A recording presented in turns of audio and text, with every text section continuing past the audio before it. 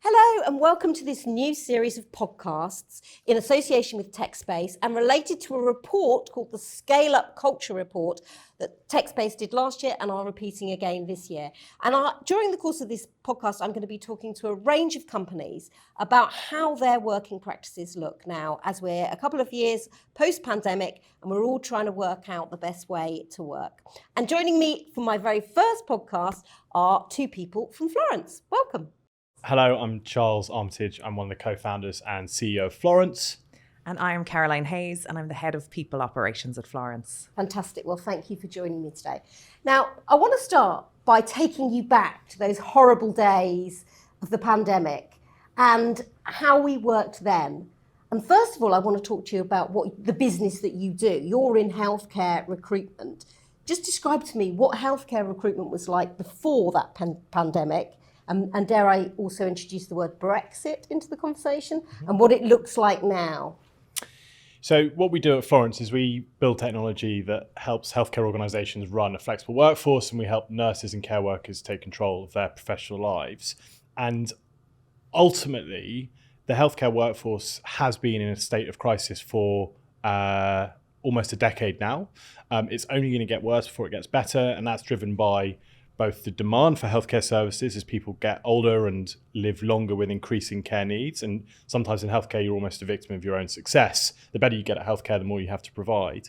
But also there's a real undersupply of staff to meet that demand. And that's because, one, we're not training enough healthcare workers, in particular in nursing in this country.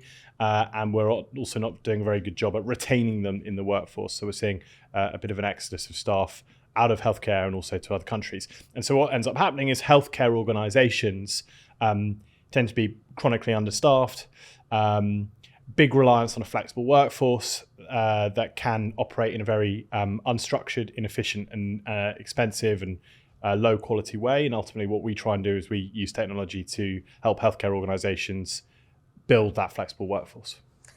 And what is it like trying to retain talent in that? And how does technology play a role in helping when actually it's just a question of not enough people? In healthcare? Yeah.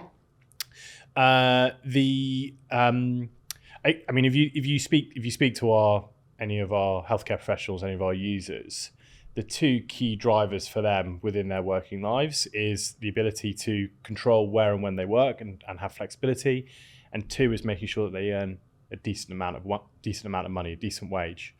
And the reality is that traditional healthcare staffing rotas definitely don't give flexibility. You might have family commitments, which often healthcare workers do. The demographic we work with tend to have significant caring responsibilities of their own. And traditional rotas within care homes, hospitals tend to not allow the flexibility for people to manage those outside of work caring responsibilities. And then the second piece is about how much people are earning. We know there's a huge amount in the media at the moment and over the last 18 months around the underpayment of healthcare workers and their real terms decline in their salaries. And so ultimately, because of that, healthcare workers need to be able to pick up extra shifts and work more. And so ultimately for us, Florence allows them to control where and when they work, supplement their income, and ultimately earn probably a bit more on a per hourly basis as well. And actually that kind of reflects society more generally, doesn't it? We are now seeing people post-pandemic wanting more control over how they work, when they work, if they work. How do we kind of start thinking about that as a society and preparing ourselves, do you think, for these new demands that especially the younger workforce are going to be putting on us? I think internally we have struggled with that, as I think every company has. Obviously, post-pandemic, everybody back into an office, but then when people realized they could do their jobs from home and the flexibility that gave them. But it's balancing both, I suppose, the needs of the organization and what the organization does, the needs of the role itself, and I think and people's careers, and then your personal life, and it's really, really difficult. And I think that's where it continues to be a challenge. I don't think any organization has it nailed. I don't think anybody would say they have it nailed, but I think it's being more intentional about it and knowing why as an organization you want people to come to an office or why you would allow people to have flexibility. I think recently, obviously, the flexible working has come into law, allowing people to put in flexible working requests at any stage when they join an organization. So that is giving people more flexibility within their workplace. But I think there is also then the needs of business to have people in an office and the benefits of that as well, and just how we're balancing both of those. And I think for the past couple of years, it's been trying to figure that out and what works and what doesn't. Now, in the Scale-Up Culture Report last year, you talked specifically, Charles, about that need to sort of balance the needs of the work of the company with people's individual preference. And you described the working week at Florence as being your Glasgow office worked 9 to 5 days a week. Your London office worked 3 days a week and maybe had Mondays and Fridays off. Is that still the case a year on? Well, we've probably been through quite a few different iterations actually in that year. And we've tried out a lot of different models. We now have, between our different offices and different roles, we've actually gone to a place where we want to have a bit more synergy with how they work. So whilst everyone works Monday to Friday, the main focus is on the place of work. And we're trying to be much more deliberate around how we create that flexibility within the teams. And how do you sort of balance that need then for company culture, collaboration, communication with individual preferences, which might be, I think this year's report found that people were looking at around 3 days a week as being their ideal in the office. How do you start to begin to kind of mix those things together then? I mean, I think, we definitely don't want to come across as like paternalistic or old-fashioned is not necessarily the right word, but I think we try and be as thoughtful around how we create it as possible. But there is definitely a dynamic between sort of like, the capital versus labour dynamic and the feeling that like the boss class wants to see people at their desk 9 to 5 because it makes their job as the boss class easier. And the non-boss class want to have the flexibility to work where they want and when they want. And it's kind of marrying those two things together. But I think ultimately, like we were talking about this yesterday, our job isn't to optimize towards individual preference. It's to optimize towards business success. And also, I think we have a role and a duty to foster the long-term individual success of people that work in our company. Because without, and I guess I used to be a bit afraid of saying this, but actually I'm not now because it's true, which is if someone is in front of me in an office, they are more likely to be successful in their job. They are more likely to find alternative opportunities, jump on extra bits of work, demonstrate their leadership within the office, and ultimately become more like in line for a promotion or pay rise and things like that. And I'm not going to shy away from that. It doesn't mean that people that work remotely aren't going to be in line for progression within an organization. But the reality is if you're early in your career, it's really, really important to be a cultural person, like to be a cultural figure within the office and be able to be a leader. And that does happen better in person. And that's an interesting point, isn't it? There's a lot of serendipity when we go into the office, conversations we have with people, or finding out someone's working on a project that you could help with that you wouldn't get if you're remote. And your workforce is quite young, isn't it? I mean, tell me about the makeup of it. They are. We have the majority, as in 80%, are the millennial generation, if we take that. So 27, I think that's the youngest at the moment, to about 42. That is the bulk of our workforce. And we have some younger and some slightly older then as well. But I think talking about over, say, the past year since the last report came out, we had tried to do the 3 days in the office, 3 set days that were chosen by us to say, okay, everybody coming into an office, and then the remote days were the same for all departments. I think the challenges that we found with that was that not all departments needed to be in on the certain days that we were setting. And therefore, slowly over time, it creeped to a stage where they weren't coming in. And we had this mixture of different people on different days. We've recently downsized our office. So we've come from quite a large space where we had more than enough desks for everybody in our London office to we now have fewer desks than we have people. So we've had to be very, very intentional about it. And because of that move, we have sat down and just considered with all of the department heads what we want. And I think Charles and Dan have been very, open about Florence not being a completely remote company. That is an intentional decision. As Charles has said, the importance of being in an office and having those, serendipity moments. I know they call them water cooler moments, but also just organic chat where things come up, somebody can answer your question really quickly. We want to be able to have that and foster that. And I think there's so much more that comes from an office that I think only when people are working remotely will you see that you've lost, rather than thinking about just all of the benefits that you've had. Career progression, the knowledge that you learn just from hearing other people chat about other things, the opportunities that come up because you might chat with another team and you might actually realize, especially if you're young in your career, that that is actually a role I'd really be interested in getting into. I wonder how I get to work with that department. So there's so much more benefits, I think, to being in person. But I think what we've had to do is just figure out how the hybrid model works. How do we do that? And we've just moved to a different format of that. We don't know yet whether it'll work. We're 3 weeks in. I think there is a noticeable difference to the atmosphere in the office, which is a positive. I think in some ways it's hard to measure because a lot of it is a feeling. And yeah, it's just seeing how that rolls and seeing, sitting down and saying, okay, what do we want? What's our intention? And then just explaining that to people. I think the balance of the personal is not everybody will be happy. When you survey people, it goes from between people wanting to work 2 days to people wanting to work 3 days. Just some of people in our office come in 5 days a week. I think especially in London with a younger workforce, often in shared housing, it's not feasible for them to be able to work from home a lot or work remotely. So it's also that consideration as well of being able to have space that they can come and work in. I think that was one of the findings of last year's report, was that it's generally the under 35s that want to be in the office.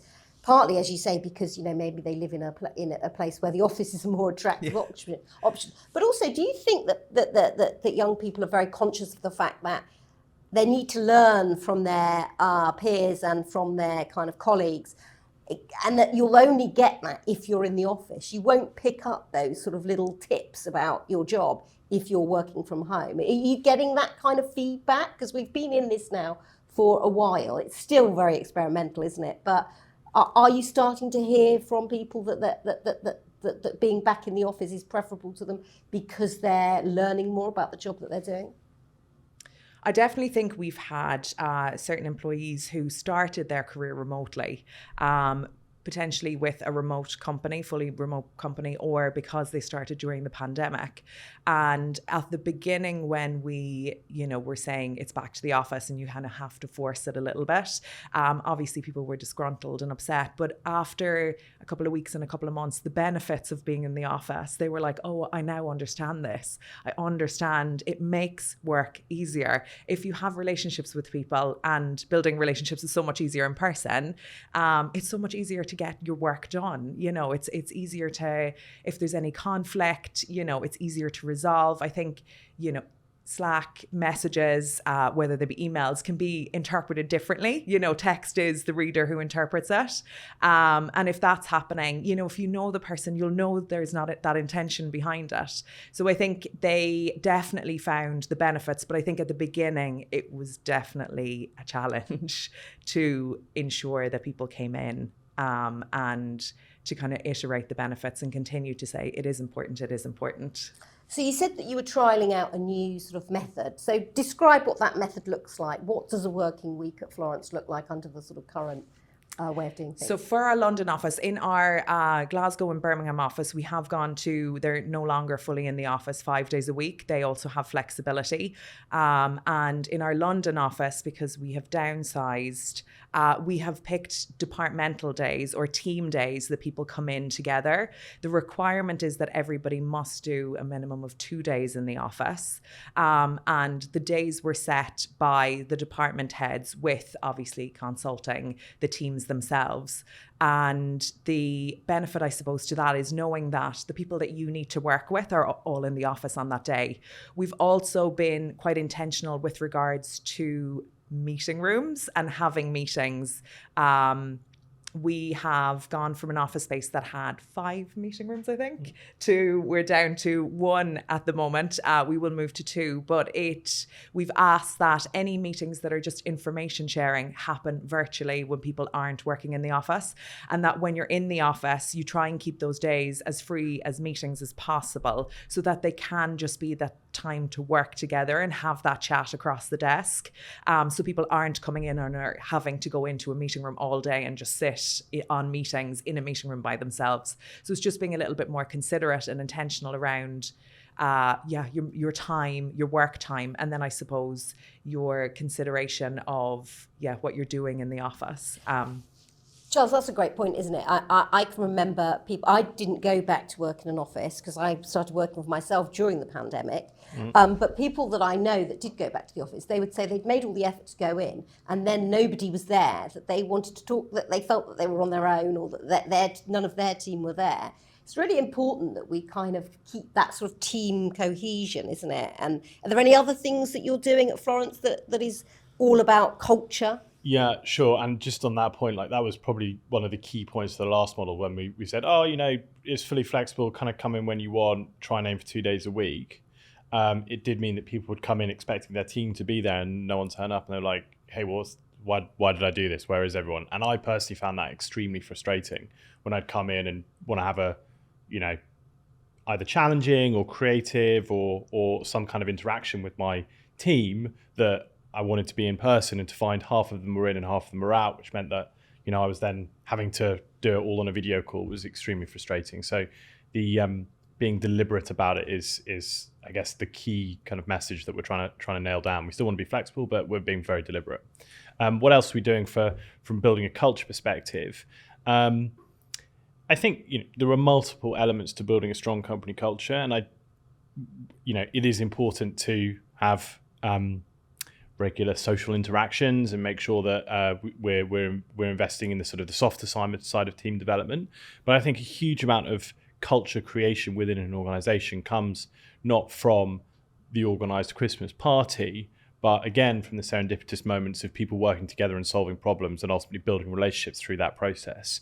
That I think is how you build really strong relationships and a strong culture, is where people feel united around a problem, united around a cause, and work together to create really interesting solutions to some of those things. So yes, team drinks is important. We do stuff like that quite a lot. But ultimately, it's about working together on interesting problems that create strong teams. And on team culture, it's something that Silicon Valley seemed to have nailed quite a few years ago. I remember going to look at Google's new office in Zurich, and they had a slide that went down into the cafeteria, obviously free food, dogs wandering around, everybody could bring their dogs into the office. They thought of all that then, largely I think because at that time they wanted to keep their engineers in the office like 24/7 if they could. So the more attractive their offices were, the more likely they were to get people there. But it feels like now all businesses, especially maybe startups, need some kind of enticements to get people into the office. What do those enticements look like in Florence's case? Well, we do have food in the office.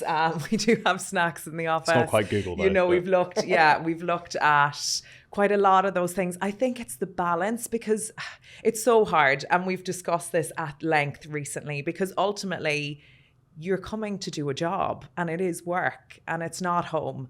And having that difference there of you are coming to the office, we're asking that you do it 2 days a week. It's not a huge ask in that. And having, you know, we have tech spaces great allowing dogs in. So it's fantastic. We do have dogs in our office. But I think it's just the balance of both, because I don't feel personally that it should be, you should come to the office because we're giving you free food. You know, you should come to the office because you are going to learn from other people. You're going to build relationships with people that could impact your career down the line. You're going to learn more. You know, you're going to have, you're going to make friends. Like, I think that's a huge thing. A lot of our social, friendships come from work, especially I think in places that are very mission driven and have a culture. You know, you tend to hire similar people who get on really, really well. So I think that's the reasons people should be coming to the office rather than those add-ons that you could have. Yeah, no, that's a good point. Now, we're talking on a Tuesday, and I don't know about your commute this morning, but mine was pretty busy. I mean, it felt like everybody was coming into work again. I did get a seat on the train, though, so that's always a bonus. But Mondays and Fridays were really quiet. This recent report that TechSpace have done suggests that actually Mondays now are getting a little bit more busy, and people are coming into work. So in terms of those days, are you seeing changes, or is it still Tuesday, Wednesday, Thursday are the key days, and Monday and Friday, the bookends, are a bit more flexible? So we chose the days of Monday through Thursday to do our departmental days, and Friday is a flexible day. With regards to, there's nobody has to come to the office on a Friday. The office is there if anybody would like to have team days, etc. But Mondays is now our busiest day, numbers wise, and I would agree with what you said. I usually come to the office on a Monday, and the Northern Line has been a lot busier recently. So I do think there is a difference with people coming back on a Monday. But yeah, I think I suppose initially, and just from my experience in a previous company, when we did come back post-pandemic, people did set that Tuesday, Wednesday, Thursday. And I think as things are developing and people are thinking about it, I think it's opening up that week and saying, actually, does that work? How are we utilising the days and utilising the space we have? And Charles, what do you think is going to happen in the future? Because we're very much still at experimentation stage, aren't we? We had that kind of period where there almost felt like there was panic because people just really didn't want to come back to the office. But we are creatures of habit, and we seem to have gradually kind of realised that there are benefits in coming into the office and breaking up our working weeks by being with other people. How's it gonna settle, do you think, in the next year or so? Or are we just gonna have to keep on experimenting? I mean, I think it will settle down. There are a few kind of, I guess, key changes or key sort of things to look out for how it's going to evolve. One of the big dynamics that's going on at the moment is around the sort of macroeconomic environment within the UK and globally, and the difference certainly within the labour market, certainly within the tech world, which is very, very sensitive to those macroeconomic changes. If we rewind, let's say 2 years to when we were coming out of COVID, first coming back to the office, we were pre the Russian invasion of Ukraine and all the inflationary things that came off the back of that. Back then, tech companies were awash with cash, hiring massively, huge competition for talent, especially in things like engineering and other technology roles. And employers were really kind of beholden to that talent and were kind of falling over themselves to, build slides and buy people lunch and make sure that they were doing exactly what the workforce was saying to them. And I think that got people in a very muddled point of view, because companies were so sensitive to were so interested in beating the competition from a talent perspective, was so sensitive to individual employee demands that they weren't able to create a really coherent strategy for what they wanted to do going forward. And actually, ultimately, we also talk about this decision fatigue thing. If you give people too much decision, then too much choice, it can lead to just like a messy, fatiguing way to work. So what's happening now is we've seen a huge contraction in demand for technology talent. Also driven by things like the arrival of artificial intelligence, generative AI, which has meant that people are thinking a lot more about the type of workforce they build. And also because they're capital constrained, there's less money out there from venture capitalists funding tech companies. Everyone is now thinking about efficiency and profitability. So whereas 2 years ago, people were in massive growth mode, adding headcount, hiring lots of people, huge competition for talent, it is a much more stable and considered and efficiency-based market at the moment. And that has big knock-on effects on what actually happens to the workforce and ultimately the decisions that people make about how and where they want to work. So we want to see that kind of settle down, because it could go in two ways. It could go in the way of ever-increasing productivity and actually disappearance of jobs, or it could go the way of ever-increasing productivity and creation of jobs and creation of more demand for high-skilled labour. So we'll see how that pans out over the next sort of 18 to 24 months. And I think that will have a big impact on what people's return to work strategies are. But ultimately, companies individually will have to, at a leadership level, decide what type of company are we, what kind of work environment do we want to provide. And I think a lot of employees will choose their work based on that brand of working style within a company. That's a good point, isn't it? Now, you mentioned the flexible working legislation that's come into play, which actually, as with a lot of government legislation, seems like it's a little bit late now, because absolutely. obviously we've all kind of decided we want to work flexibly. So tell me how that's sort of affecting your business. But also, do you find that when people are coming to get a job at Florence, they're saying up front, what's your culture? Do you do flexible? Will I have to be in on certain days? And does that put you off them, or does that make you think, oh, right, okay, that's the sort of person we want?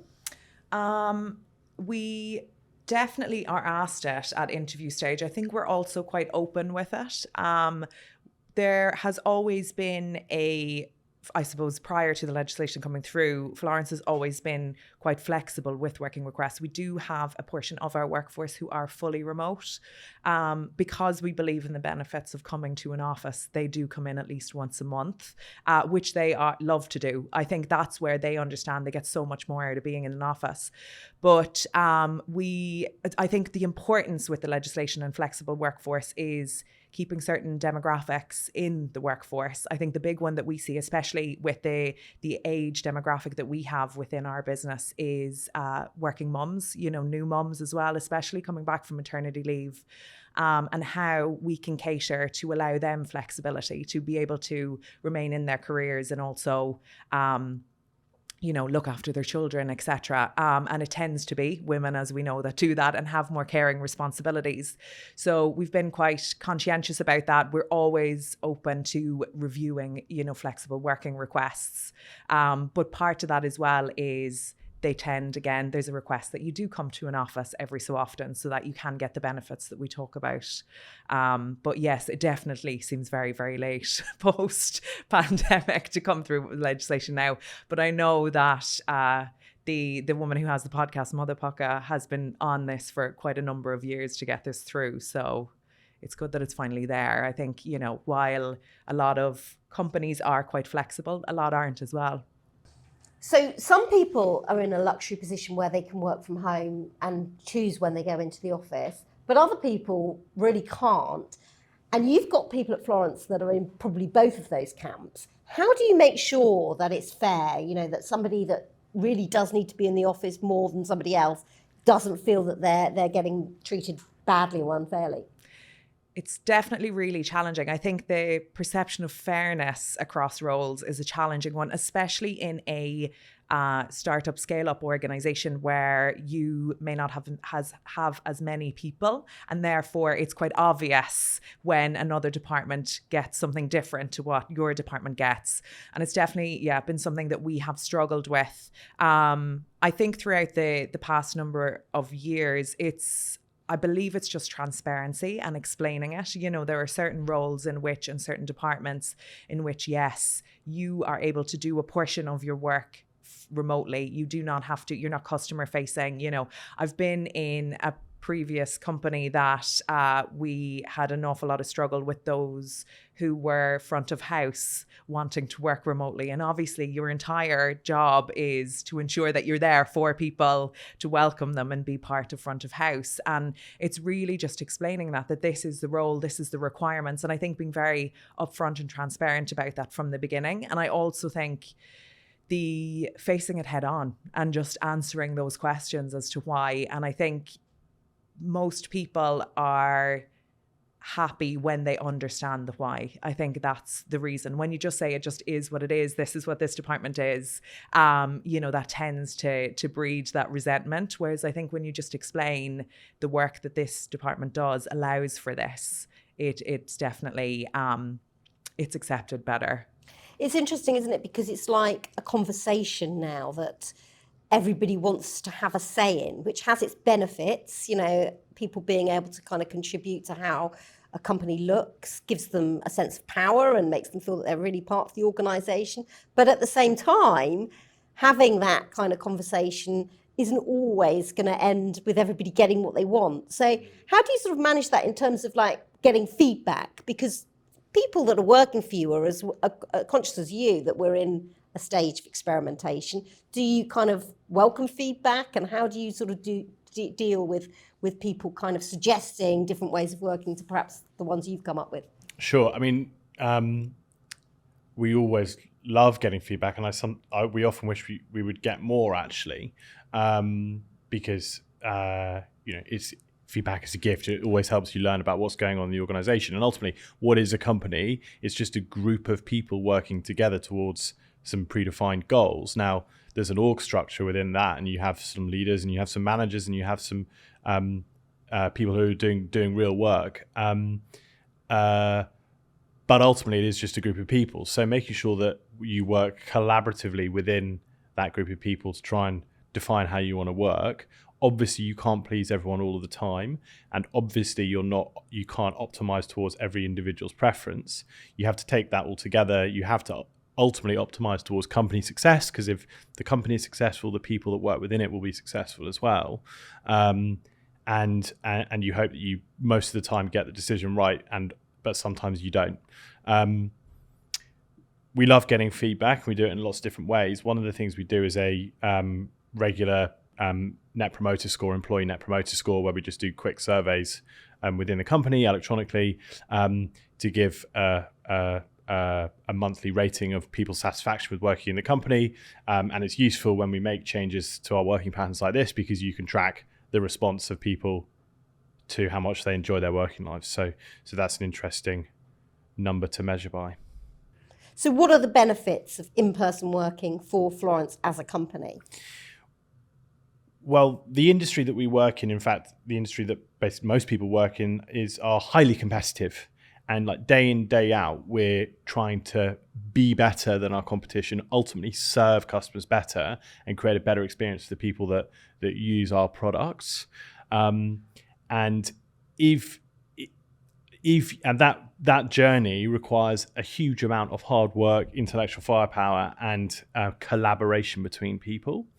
And I was speaking to someone the other day, and they kind of did a thought experiment, which was, if you heard that two people that you knew were starting a competitor to Florence, you knew those two people were very high quality, very clever, very driven, well-connected people, strong investor base, so they were a threat, would you be more intimidated or scared by them being a fully remote company or fully in-person company? And 100% without a shadow of a doubt, if they were a fully remote company, I wouldn't be worried about them. If they were a fully in-person company, it would make me reconsider our working patterns at Florence. And I think that's a very good example and demonstration of the fact that actually deep down, you do know that when you're trying to do hard work that is building something new and doing things creatively, it must be done in person. And actually, that's some of the benefit of surveys like the one that TechSpace is doing, right? That we start to get some actual metrics about how this is working, because at the moment it does seem a bit fuzzy, doesn't it? But if you can prove that being in the office for a certain number of days leads to better productivity and ideally better employee happiness, then it's a winner, right? And you can kind of present that to the companies, some of these big corporate companies that are insisting on 5-day weeks and saying, no, it doesn't necessarily need to be like this, but it needs to be like that. So yeah, and it's also we need about to keep on taking the measurements, right? totally, and it's not binary one or the other. It's about understanding there are different types of work that people do. There are types of work that I do where I just need to sit in a quiet room with a spreadsheet for 8 hours. And That sounds like my idea of hell, but I love it actually, but that I don't need to be in the office for. But there's type of work where I need to be, as in trying to work out a sticky customer problem or trying to solve something, interpersonal dynamics that needs some work or whatever it is, that obviously work best in person. And so I think it's about understanding what a job role does, whether they need to work, whether their workload is primarily creative and collaborative or just about individual productivity, and then designing working patterns around those to make sure that you're getting the right mix between the two. interesting times indeed. Well, thank you so much. It's been an absolute pleasure to talk to you, Faye. Thank you for joining me. Thank you. Thank you.